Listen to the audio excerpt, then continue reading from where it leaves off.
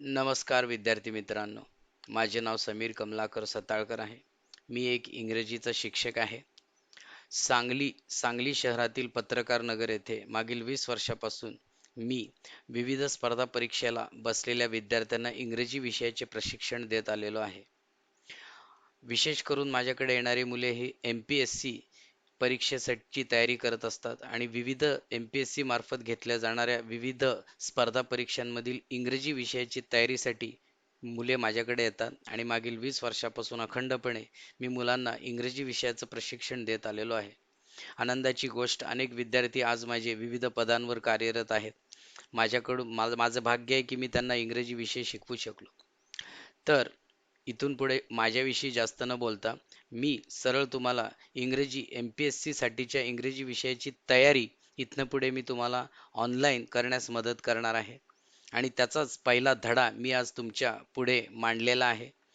आणि तुमचा प्रतिसाद आणि तुमच्या उत्साह आणि प्रतिसादावर मी इथून पुढे इंग्रजी विषयाचे, विशेषतः स्पर्धा परीक्षेला उपयोगी असणाऱ्या इंग्रजीच्या वेगवेगळ्या प्रश्नांचा उहापोह आणि स्पष्टीकरण इथे मी तुमच्या पुढे करणार आहे. तर आज मी तुमच्यासाठी घेऊन आलेलो आहे एरर डिटेक्शन प्रॅक्टिस हा सेक्शन. साधारण MPSCच्या कोणत्याही पदासाठीच्या होणाऱ्या स्पर्धा परीक्षेतील इंग्रजी प्रश्नपत्रिकेमध्ये एरर डिटेक्शन प्रॅक्टिस या सेक्शनवर अनेक प्रश्न विचारलेले असतात आणि या प्रश्नांची विशेषतः मुलांची तयारी कमी पडते.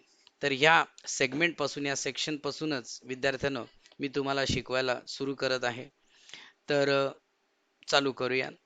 तर साधारण आज मी तुम्हाला सांगणार आहे की टेन्सेस आणि वर्ब्स याच्याशी संबंधित वाक्यात काय काय चुका असू शकतात. बऱ्याचशा चुका असतात काळ आणि क्रियापदाशी संबंधित आणि त्याच्यावर प्रश्न विचारले जातात. मागील 20 वर्षापासून मी बघतच आहे की MPSC मार्फत घेतल्या जाणाऱ्या विविध स्पर्धा परीक्षांमधील इंग्रजी प्रश्नपत्रिकेत एरर डिटेक्शन ह्या सेगमेंट खाली क्रियापद आणि काळ यांच्या संबंधित अनेक वाक्यरचनांमध्ये चुका त्या मुद्दामून ठेवतात आणि आपल्याला ओळखायला लावतात की वाक्य बरोबर आहे का चूक आहे. तर आपण त्याच्याशीच आता सुरुवात करूया.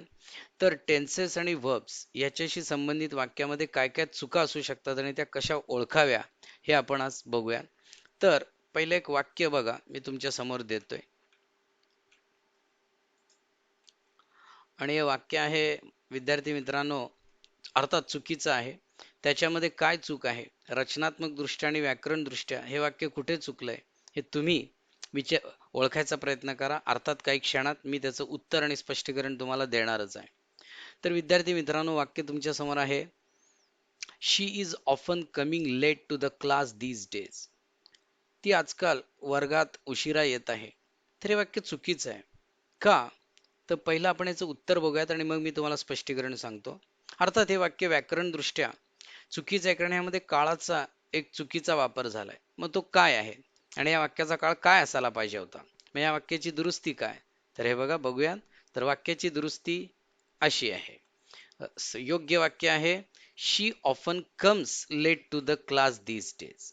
चुकीचं वाक्य काय होतं की she is often coming late to class these days आणि योग्य वाक्य आहे she often comes late to the class these days. असं का?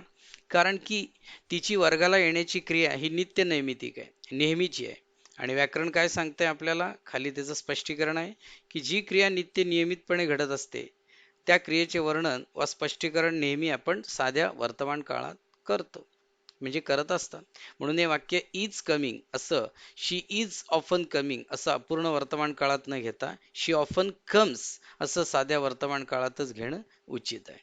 तर या संबंधात आपण काही आणखी वाक्य बघूयात ज्यांना मी इथं परीक्षाभिमुख उदाहरणे असं म्हणलेलं आहे. तर काही परीक्षाभिमुख उदाहरणे आपण बघूयात. बघा, पहिलं उदाहरण तुमच्या समोर आहे. अर्थात जे चूक आणि बरोबर दोन्ही उत्तर तुम्हाला समोर ठेवलेली आहेत. तुम्ही वाचून समजून घ्या चुकीचं वाक्य काय आणि त्याचे दुरुस्ती काय, त्याच्यातलं योग्य रचना काय. तर पहिलं वाक्य, all planets are moving around the sun. सर्व उपग्रह सूर्याभोवती फिरत आहेत असं म्हणणं चुकीचं आहे कारण की ही क्रिया नित्य नैमित्तिक आहे, उपग्रहांचं सूर्याभोवती फिरणं. म्हणून हे वाक्य साध्या अर्थामध्ये all planets move around the sun असं सांगणं योग्य होय. ओके. दुसरं एक वाक्य बघूयात विद्यार्थी मित्रांनो, my brother is seldom sleeping in the afternoon now. असं म्हणणं चुकीचं आहे. माझा भाऊ आजकाल दुपारी खचितच झोपत आहे असं म्हणणं चुकीचं आहे, कारण ही पण क्रिया माझ्या भावाची दुपारी खचितच झोपण्याची नित्य नैमित्तिक आहे, नेहमीच घडते. म्हणून हे वाक्य पण साध्या वर्तमानात कसं पाहिजे ते तुमच्या समोर दिलेलंच आहे. My brother seldom sleeps in the afternoon. पुढचं एक वाक्य बघा. अर्थात चूक आणि बरोबर दोन्ही तुमच्या समोर आहे, वाचून समजून घ्या, मी मदत करतो. Where are you keeping your money Wien you go out station for several days. ज्यास तुम्ही गावाबाहेर जाता त्यास तुम्ही तुमचा पैसा कोठे ठेवत आहे असं म्हणणं चुकीचं आहे. कारण कोठे ठेवत आहे असं अपूर्ण वर्तमान काळात म्हणणं अयोग्य आहे, कारण ही आपण एक नित्य नैमित्तिक क्रिया सांगतोय, नेहमी घडणारी क्रिया सांगतोय. म्हणून हे वाक्यही साध्या वर्तात पाहिजे असं. Where do you keep your money, तुम्ही कोठे तुमचा पैसा ठेवता, ठेवत आहे नाही ठेवता, ज्यावेळेस तुम्ही गावाबाहेर जाता काही दिवस. आणखीन एक वाक्य त्याच, हा ठीक आहे संपले. आता एक नवीन वाक्य चालू आहे. या नवीन वाक्यामध्ये अर्थात ते चुकीचं आहे तुमच्या समोर, तुम्ही ते वाक्य वाचून त्या वाक्याची रचनात्मक व व्याकरण दृष्ट्या काय चूक आहे हे ओळखा. जसं वाक्य तुमच्या पुढे आहे, he just completed the letter then.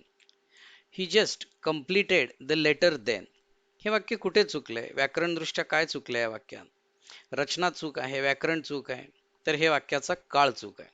या वाक्याचा काळ का चुकलाय? कारण या वाक्यात त्यांनी काय म्हणलंय, त्याने त्यावेळेस नुकतेच पत्र पूर्ण केले असं ह्या वाक्याचा मूळ अर्थ आहे, जो चुकीचा आहे. कारण हा जस्ट या शब्दामुळं आणि देन ह्या शब्दामुळं हे वाक्य साध्या भूतकाळात न जाता पूर्ण भूतकाळातच जाणं योग्य आहे.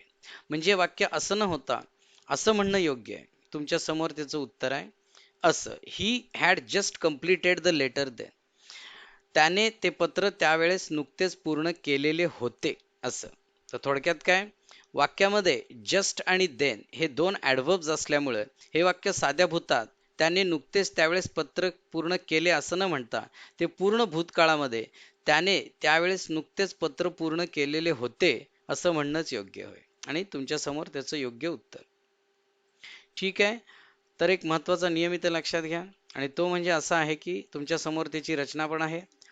साधारण वाक्यात जर just, just now, just then, till now, so far, until now, until then, recently, yet असे शब्द आलेले असतील तर बहुत करून अशा वाक्यांचा काळ हा पूर्ण ठेवणे योग्य असते. मग तो पूर्ण काळ वर्तमान असेल, पूर्ण भूतकाळ असेल, नाही तर पूर्ण भविष्यकाळ, यापैकी कोणताही एक असू शकतो. तर साधारण काळाचं पूर्णत्व दाखवण्यासाठी हे विशेषण, क्रियाविशेषण हमखास वाक्यात ठेवली जातात. जस्ट नाव, टिल देन, सो फार, ज्याचा मराठी अर्थ आपण असा घेऊ शकतो, नुकतंच, आत्ताच, बरं का, अलीकडेच, ह्या अर्थानं ते असा त्यांचा अर्थ होतो. तर काही परीक्षाभिमुख वाक्य तुमच्या समोर, परीक्षाभिमुख वाक्य मी तुमच्या समोर आणली आहे. तर बघा, पहिलं वाक्य आहे, she didn't receive a appointment letter yet. तर यट या ॲडव्हर्बमुळे, यट या क्रियाविशेषणामुळे या वाक्याचा अर्थ साधा भूतकाळात न ठेवता तो पूर्ण वर्तमान काळातच ठेवणे योग्य आहे. कारण वाक्य असं म्हणणं चुकीचं आहे, अजून तिला तिचे अपॉइंटमेंट लेटर मिळाले नाही असं साधा भूतकाळात म्हणणं चुकीचं आहे. तर अजूनही मुळे हे वाक्य पूर्ण वर्तात असं म्हणणं योग्य आहे की अजूनही तिला तिचे अपॉइंटमेंट लेटर मिळालेले नाही. मिळालेले नाही म्हणजे पूर्ण वर्त. She has not received. Okay, पुढचं वाक्य बघा, she didn't convey her decision so far. तर तिने अजून आपला निर्णय कळवला नाही असं साध्या भूतकाळात म्हणणं चुकीचं आहे. हे वाक्य सोफार या क्रियाविशेषणामुळं पूर्ण वर्तमान काळातच म्हणणं योग्य आहे. कसं ते तुमच्या समोर दिलेलंच आहे. शी हॅजंट कन्व्हेड हर डिसिजन सो फार, म्हणजे वाक्य असं म्हणणं योग्य आहे की तिनं अजून तिचा निर्णय कळवलेला नाही. कळवला नाही साधा भूत नाही, कळवलेला नाही पूर्ण वर्त. कशामुळे? सोफार या क्रियेचं पूर्णत्व दाखवणाऱ्या क्रियाविशेषणामुळे हे वाक्य साध्या भूतकाळात जाणं अनुचित आहे, उचित नाही आहे. ते पूर्ण वर्तमान काळातच जाणं आणि लिहिणं योग्य आहे. म्हणजे आपल्याला हिंट कशाची मिळते? सोफार या ॲडव्हर्बमुळे कळते की हे वाक्य साधा भूतकाळात जाणं अयोग्य आहे, हे वाक्य पूर्ण वर्तमान काळातच गेलं पाहिजे, जाणं योग्य आहे. आणि एक वाक्य तुमच्या समोर आहे, I finished my project just now. असं म्हणणं चुकीचं आहे, कारण जस्ट नाव मुळं हे वाक्य साध्या भूतात न घेता पूर्ण वर्तात असं म्हणलं पाहिजे, I have just finished, I have finished my project just now. म्हणजे याचा मराठी अर्थ होतो नुकताच मी माझा प्रकल्प पूर्ण केलेला आहे. जस्ट नाव मुळे वाक्य हे पूर्ण वर्तमान काळात जाणं उचित आहे, साध्या भूतकाळात नाही. तर नवीन एक वाक्य आता तुमच्या समोर आलंय. चला एक नवीन वाक्य, फ्रेश वाक्य. या वाक्याची व्याकरण आणि रचनात्मक चूक काय ते तुम्ही ओळखण्याचा प्रयत्न करा. जसं पहिलं वाक्य आहे, जे तिसरं वाक्य, my neighbour mister Patil has come back from Australia a few days back.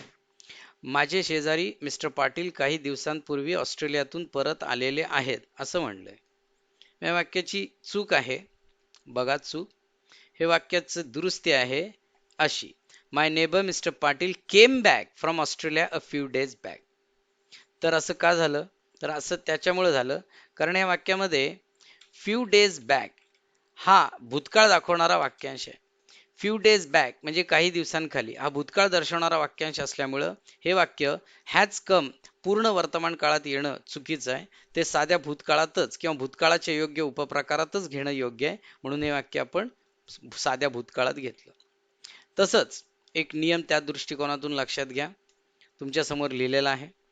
जर वाक्यात एखादा भूतकालीन संदर्भ आला असेल, जसे yesterday, last evening, last Sunday, last year, in the morning yesterday, in those past days, in the years gone by, in yesteryears म्हणजे गेलेल्या वर्षात, during a freedom fight, in or during the stone age, in historic times, तर अशा वाक्याचा काळ हा भूतकाळातीलच एखाद्या उपप्रकारात असावा लागतो. म्हणजे जसे वाक्य वर्तमान काळ व भविष्य काळातील कोणत्याही उपप्रकारात लिहिता व व्यक्त करता येऊ शकत नाही. महत्वाचा नियम आहे की जर भूतकाळ दर्शवणारे शब्द आणि वाक्यांश वाक्यात असतील तर त्या वाक्याचा काळ भूतकाळातीलच एखादा उपप्रकार असलेला योग्य आहे असावा. ते वाक्य वर्त आणि भविष्याच्या कोणत्याही उपप्रकारात लिहिता येत नाही, लिहिणं चुकीचं ठरेल. तर हे असे नियम आहेत. चला आपण आणखीन एक गोष्ट समजून घेऊया आणि ती म्हणजे जर वाक्यात सिन्स आणि फॉर असे शब्द येऊन वाक्यातील क्रियापदाची क्रिया कधीपासून सुरू झाली आहे हे स्पष्ट केले गेले असेल तर मात्र वाक्य साधारण वर्तमान काळ, भूतकाळ व भविष्य काळातील पूर्ण अपूर्ण काळातच व्यक्त केलं जाते, हे लक्षात घ्या. म्हणजे इथे अगोदरच्या नियमाचा काही संबंध येत नाही. अगोदरचा नियम काय की भूतकाळ दर्शवणारे शब्द वाक्यांश असतील तर वाक्य भूतकाळातच पाहिजे. मात्र जर वाक्यात सिन्स आणि फॉर हे प्रेपोजिशन वापरून पुढे क्रियेचा कालखंड व्यक्त झाला असेल तर मात्र असे वाक्य हे साधारण तिन्ही काळाच्या पूर्ण अपूर्ण काळात व्यक्त होऊ शकते, हे लक्षात घ्या. जसं काही वाक्य तुमच्या समोर आहे बघा. पहिलं वाक्य, I have been waiting for you at this bus stop for last 45 minutes. याच्यामध्ये अर्थ आहे मी मागील 45 मिनिटापासून या बस स्टॉपवर तुझी वाट पाहत आलेलो आहे. याच्यामध्ये फॉर लास्ट 45 मिनिट्स या क्रियेचा कालखंड दर्शवणारा वाक्यांश आल्यामुळं हे वाक्य पूर्ण वर्तमान काळात घेणं उचित होय. म्हणून वाक्याचा काळ पूर्ण वर्त ठेवलाय, हॅव बीन वेटिंग आणि फॉर लास्ट 45 मिनिट्स. आणखीन एक वाक्य तुमच्या समोर आहे, she had been going for a morning walk with a granny and grandpa for several months. Marathi अर्थही समोर आहे, ती कित्येक महिने तिच्या आजी आजोबांसोबत सकाळी फिरण्यास जात आलेली होती.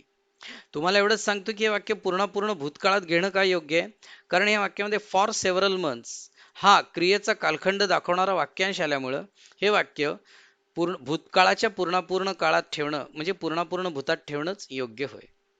इतर कुठल्याही काळात ते वाक्य अनुचित ठरेल. पुढचं वाक्य, the doctors had been doing everything possible to save my grandpa's life since his admission in the hospital. अर्थात वाक्याचा अर्थ खाली दिलेलाच आहे. तर ह्यामध्ये since his admission in the hospital म्हणजे हॉस्पिटलमध्ये त्यांची भरती झाल्यापासून या वाक्यांशातनं क्रियेचा कालखंड दिलाय. सिन्स या प्रेपो नंतर क्रियेचा कालखंड दिल्यामुळे हे वाक्य योग्य काळाच्या पूर्ण अवस्थेत गेलं पाहिजे. म्हणून हे वाक्य पूर्ण भूतकाळात गेलेलं आहे. इतर कुठल्याही काळात जाणं ते अनुचित होय. पुढचं वाक्य, since morning the children have been building a sand castle. सकाळपासून मुले मातीचा किल्ला बांधत आलेली आहेत. त्यातनं शिकायचं एवढंच की सिन्स या प्रेपोजिशन नंतर क्रियेचा कालखंड दर्शवणारा शब्द किंवा वाक्यांश आलेला आहे. सिन्स मॉर्निंग सकाळपासून या वाक्यांशामुळे आपल्याला हिंट मिळते की हे वाक्यात क्रियेचा कालखंड दिलाय, म्हणून हे वाक्य योग्य काळाच्या पूर्ण किंवा पूर्ण अवस्थेतच पाहिजे. इथं वाक्य ते पूर्ण वर्तमान काळात आहे.